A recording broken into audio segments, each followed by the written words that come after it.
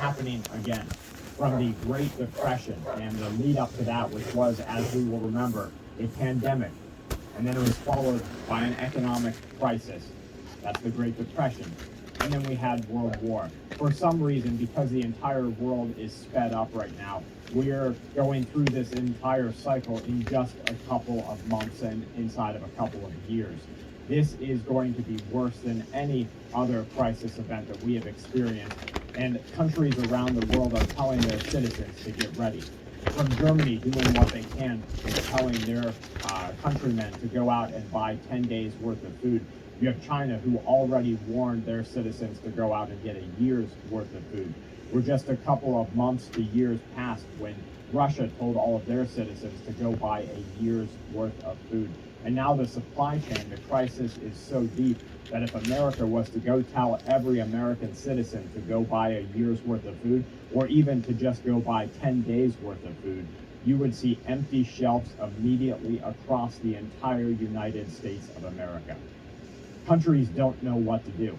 Those in power and control are going to do everything that they can to hold on to that power and control, and even to gain a little bit more as the weaker chaff are sifted from the wheat.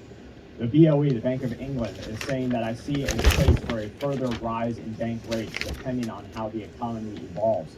The first batch of oil to be returned to strategic reserves in the United States of America will not happen until after fiscal year 2023, depending on market conditions. That's according to U.S. sources. Russia's ambassador to the U.S. says that NATO isn't taking the threat of nuclear war seriously enough, and there will be no winners if or when this happens. ConocoPhillips is saying that inflation is not transitory. You have to start dealing with it. Economists are warning that there are two major sessions, single days in the past 25 years, when the S&P 500 futures were down 3% and 10-year Treasury futures were down 1%. The first, October 9th, 2008. We know what happened after that. The second, March 18th, 2020. And we know what happened after that.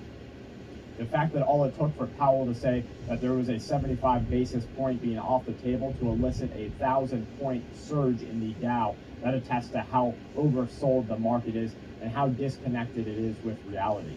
The Bank of England is Right now, I'm in one of the top tourist destinations in